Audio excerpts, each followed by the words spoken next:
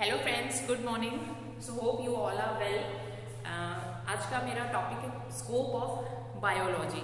ये लेने का एक बहुत बड़ा कारण ये है कि मैं काफ़ी सालों से मेरे खुद के कलीग्स को या काफ़ी सारे ऐसे मैंने टीचिंग लाइन में बंदे देखे, मतलब खुद टीचर होते हुए, डोंट टेक इट अदरवाइज, कि अगर उनसे पूछा जाए या उनसे जैसे सपोज उनके ही बच्चे कोई भी पूछ रहा है कि बायोलॉजी का स्कोप क्या है, तो they always use to suggest कि बायोलॉजी का कुछ भी स्कोप नहीं है, सिर्फ MBBS डॉक्टर।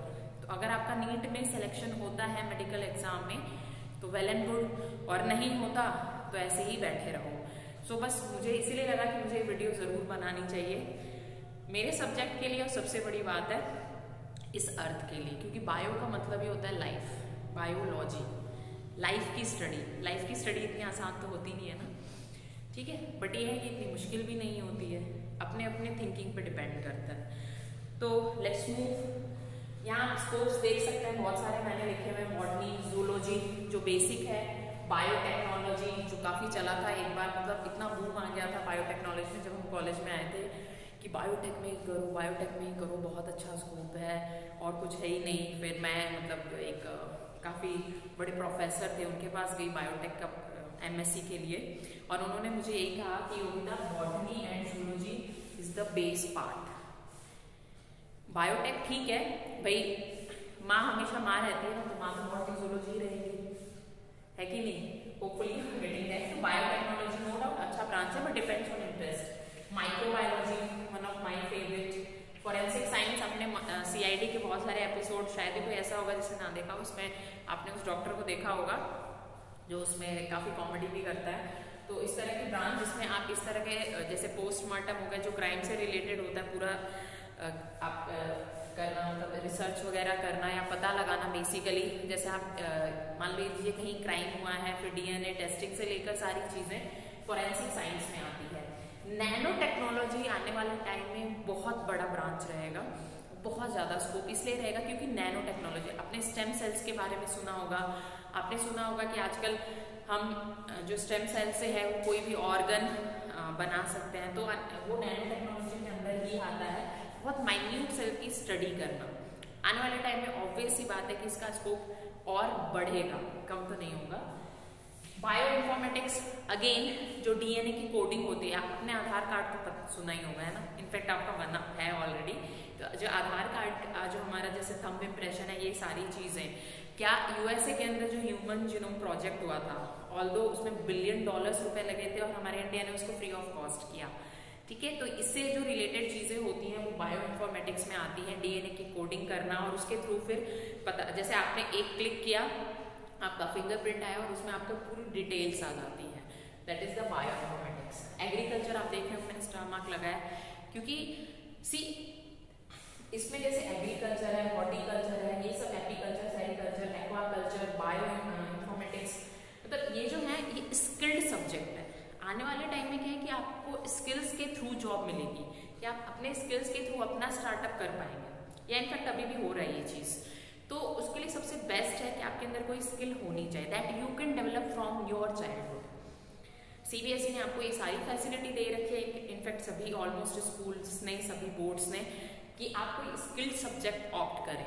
उससे क्या होगा, देखिए एग्रीकल्चर एक ऐसी ब्रांच है ना, सिर्फ एक ब्रांच नहीं है, खेती एक ऐसी चीज है, अगर देश में किसान नहीं होंगे, खेती नहीं होगी, तो सोचिए क्या होगा।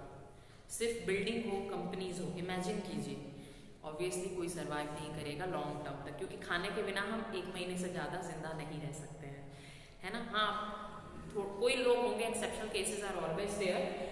तो दैट्स द रीजन जो एग्रीकल्चर है ये बेस्ट स्किल्ड सब्जेक्ट है, एंड आई पर्सनली बिलीव कि इससे आपका पर्सनल डेवलपमेंट प्लस आप अपने गांव को, अपने शहर को एक नए डेवलपमेंट की तरफ लेके जा सकते हैं।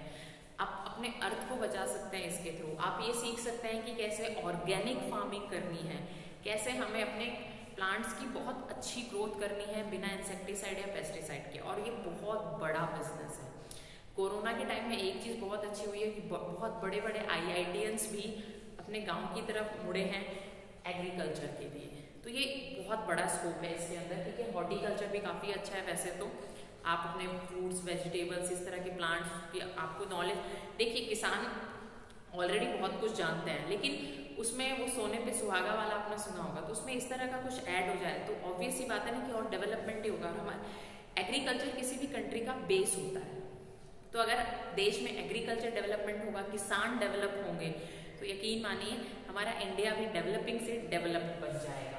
एपीकल्चर, सेरिकल्चर, कह रही हूँ, honey bee, silk worm, fishes और या एक्वेटिक जो ऑर्गेनिजम्स होते हैं उनका आपने ऑलरेडी सुना ही होगा। तो ये क्या स्किल्ड सब्जेक्ट होता है। इससे क्या होता है कि आपको पता है कि ठीक है मुझे एग्रीकल्चर, आपने बीएससी कर लिया या एमएससी कर लिया और आप as a scientist, research scientist उसमें वर्कआउट कर रहे हैं, या और उसके साथ साथ आप अपने गांव के लोगों की, अपने रिलेटिव्स की जो भी इसमें किसान में हैं उनकी भी हेल्प कर रहे हैं। आपने टेरेस फार्मिंग कर लिया, आप अपने घर में इस तरह की गार्डनिंग कर सकते हैं। ऐसे बहुत सारी चीज़ें होती हैं। These are basic, in a very simple language I will say, practical subject जो आप अपनी लाइफ में अप्लाई कर सकते हैं, और इसीलिए इन सब्जेक्ट्स के बहुत ज़्यादा स्कोप है। इसके अलावा एज अ साइंस स्टूडेंट आप दूसरे स्ट्रीम में भी जा सकते हैं, क्योंकि साइंस वाला कॉमर्स आर्ट्स में जा सकता है, डोंट टेक इट अदरवाइज, है ना। तो इसके अलावा और सारे भी स्ट्रीम हैं, वो मैंने थोड़े बहुत ऑब्वियसली मिस कर दिए होंगे, बट डेफिनेटली मैं और स्कोप्स लेके आऊँगी। हालांकि आज के लिए मेरे ख्याल से this is more than enough. और भी इतने सारे स्कोप हैं, नर्स से लेकर रेडियोग्राफर से लेकर अल्ट्रासाउंड के लिए आप जाते हैं, चाहे आप इसके फार्मेसी दवाइयाँ देख लीजिए, तो सारी चीज़ें बायो से ही रिलेटेड है यार। बस ज़रूरत है स्किल्स की और यहाँ से फोकस करने की, यहाँ से भी ऑब्वियसली। तो definitely I know from now anybody will not say scope of biology तो कुछ है ही नहीं। Thank you so much, take care of yourself.